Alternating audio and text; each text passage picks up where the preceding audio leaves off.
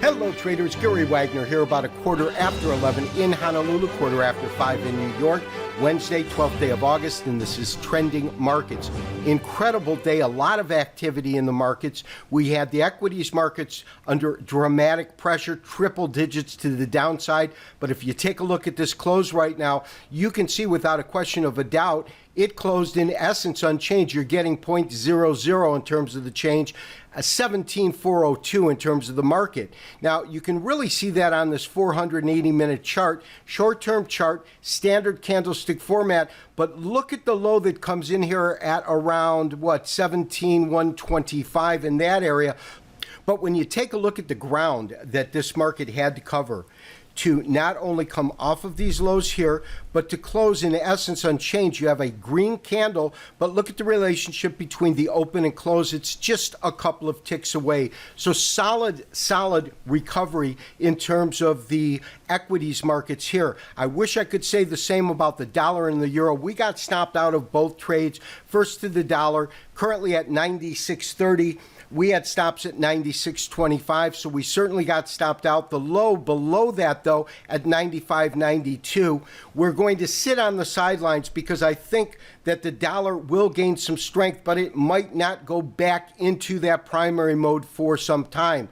And of course, the same is true on our euro trade, our stop just above 111, currently trading at 111.58. These markets certainly turned around. They did so as the Chinese government, of course, devalued the yuan, and this is the net effect that we are seeing in terms of the currencies that we have been looking at.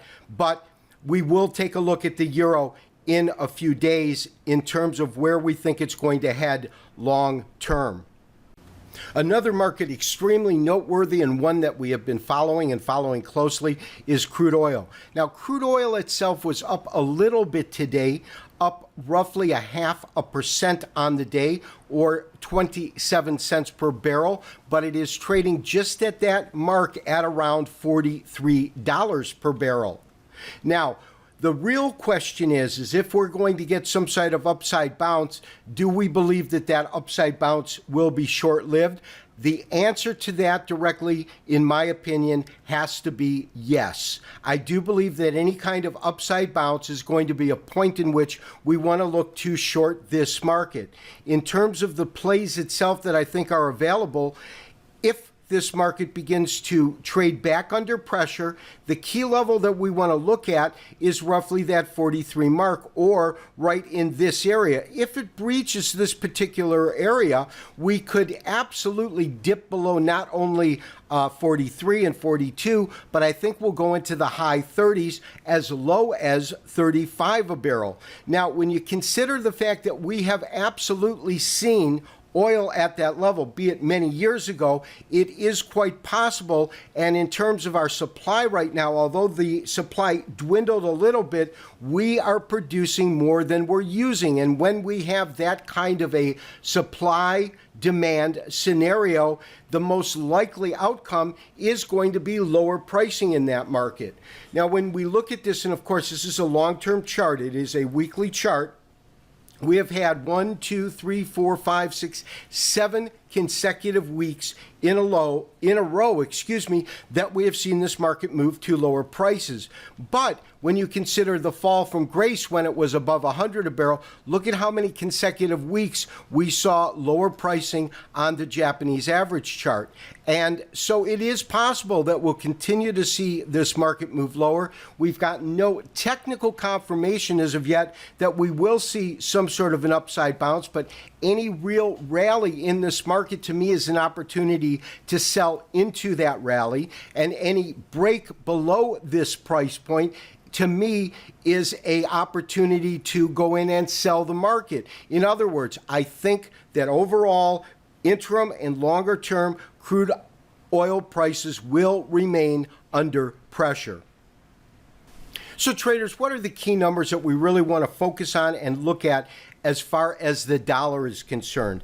Now, considering that as recently as about a year ago, July of last year, the dollar index was trading around 80, and we saw it move from 80 to 100. That's this tremendous upside move.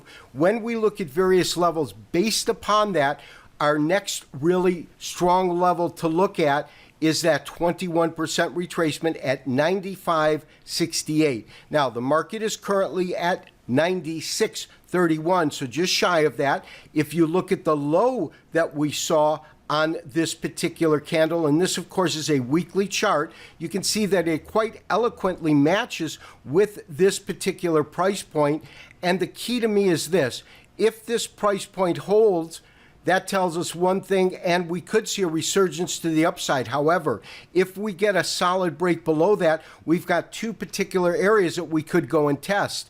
And that would be based on these two recent lows here, because the next real level is a 38%. That doesn't come in till 92. And 92 is not a level that we even came close to in terms of hitting on these last two moves down, these corrective moves down. So the real areas that we want to look at, and this is should the market break below 95.68, is going to be this low here at about 93.50, and this low right in here, which comes in at about 93 even. So those are the key levels that we want to watch, and most importantly, what we want to look at currently is whether or not 95.68, the 21% retracement level based upon the move from 80 to 100, whether or not this holds. This has been Gary Wagner, wishing you, as always, good trading. I'm sorry we certainly didn't get that today, but we will live to trade another day. Talk to you tomorrow for another Trending Markets. Bye-bye.